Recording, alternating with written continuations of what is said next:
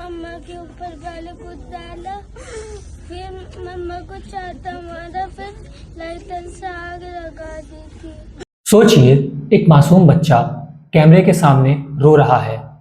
उसकी आंखों में सिर्फ डर नहीं बल्कि अपनी मां को जलते हुए देखने का भयावह मंजर भी छुपा हुआ है। 5 वर्ष की नन्ही उम्र में जब बच्चों के हाथ में खिलौने होने चाहिए, तब इस बच्चे की जुबां पर एक दर्दनाक सच है। पापा ने मम्मी को आग लगा दी। यह कोई फिल्म का सीन नहीं, यह ग्रेटर नोएडा का वो खौफनाक सच है जिसने पूरे देश को हिलाकर रख दिया।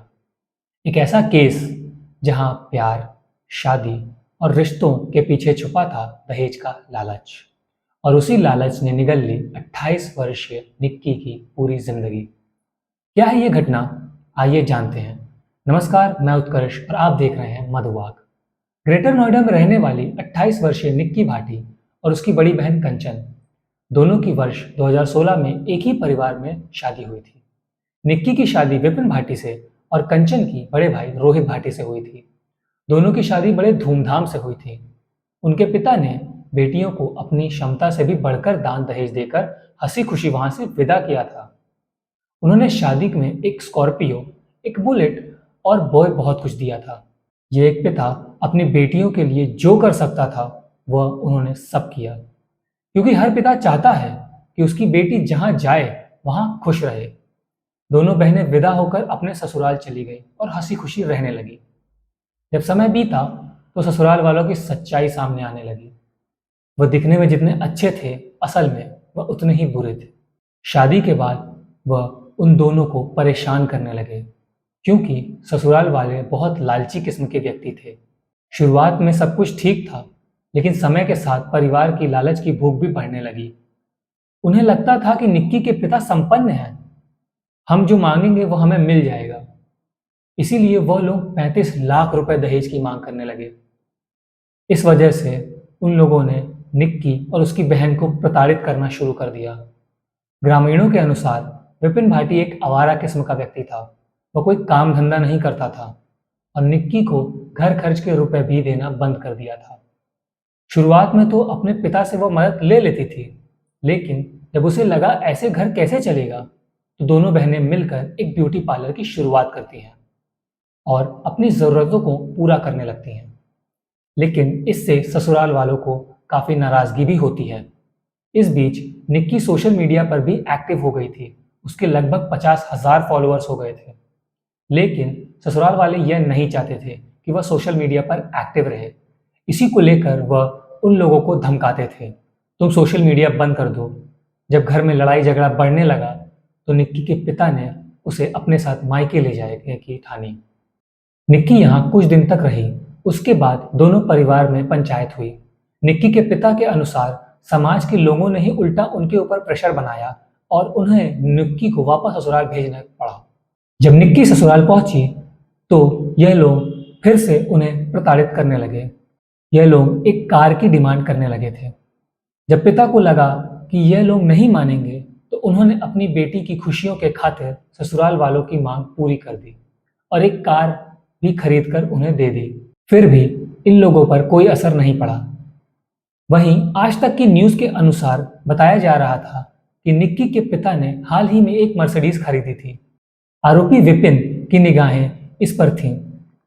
विपिन लग्जरी कार को अपने लिए मांग रहा था। इतना ही नहीं, आरोपी विपिन को 2024 में दिल्ली में एक लड़की के साथ घूमते हुए घर वालों ने देख लिया था, जिसकी वीडियो भी सोशल मीडिया पर वायरल हो रही है। वही वीडियो आप स्क्रीन पर देख रहे हैं। इसी बात को लेकर भी परिवार में आए दिन झगड़े होते रहते थे। निक्की की मौत से पहले के कुछ वीडियो भी वायरल हो रहे हैं।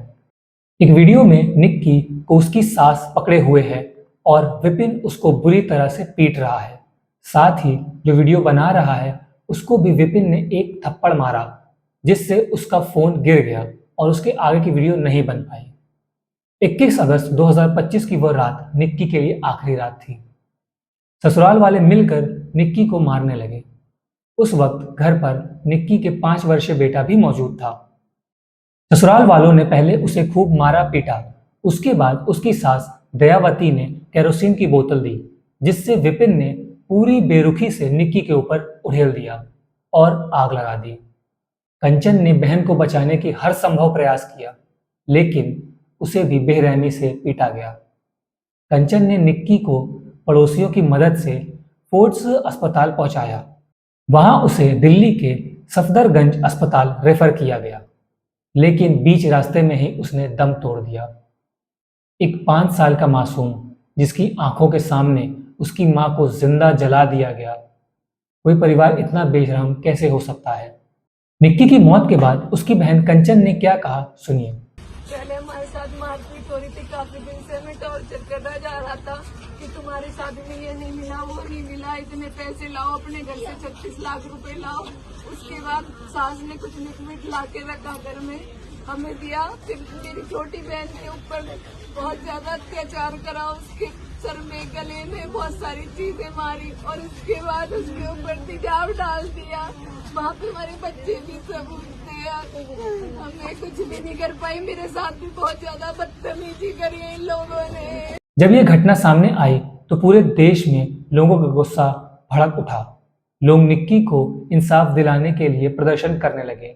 वहीं निक्की के पिता ने कहा, ये हत्यारे हैं, इनका इनकाउंटर कर दो। इधर घटना की सूचना मिलते ही पुलिस एक्टिव हो गई। तत्काल एफआईआर दर्ज कराई गई, आरोपी की तलाश शुरू कर दी गई। घटना के बाद आरोपी घर से फरार हो गए। पुलिस ने दबिश देकर सबसे पहले आरोपी विपिन को गिरफ्तार कर लिया। पुलिस जब विपिन को ज्वलनशील पदार्थ जिससे निक्की को जलाया गया बरामद करने के लिए ले जा रही थी, इस दौरान विपिन ने भागने की भी कोशिश की। भागने के दौरान उसे पैर में गोली लगी। उसके बाद उसको दोबारा गिरफ्तार कर लिया गया। गिरफ्तारी के बाद एएनआई के पत्रकार ने जब उसे पूछा कि तुम्हें गलती का पछतावा है, तब इस पर विपिन ने कहा, ना तो मुझ में पश्चाताप है ना पछतावा, मैंने उसकी हत्या नहीं की, वह अपने आप मरी है। इसके बाद पुलिस ने निक्की की सास दयावती, ससुर सतवीर और जेठ रोहित को भी गिरफ्तार कर लिया। वहीं राष्ट्रीय महिला आयोग ने इस मामले को स्वयं संज्ञान लेते हुए उत्तर प्रदेश के डीजीपी से 3 दिन में रिपोर्ट मांगी।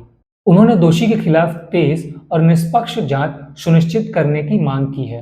निक्की अब इस दुनिया में नहीं रही, लेकिन यह सवाल आज भी हमारे सामने जिंदा है कि क्या समाज दहेज की इस आग को बुझाएगा या फिर अगली निक्की का इंतजार करेगा?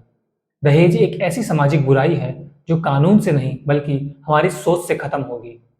जब तक हम अपनी सोच को नहीं बदलेंगे, तब तक यह कुप्रथा खत्म नहीं हो सकती।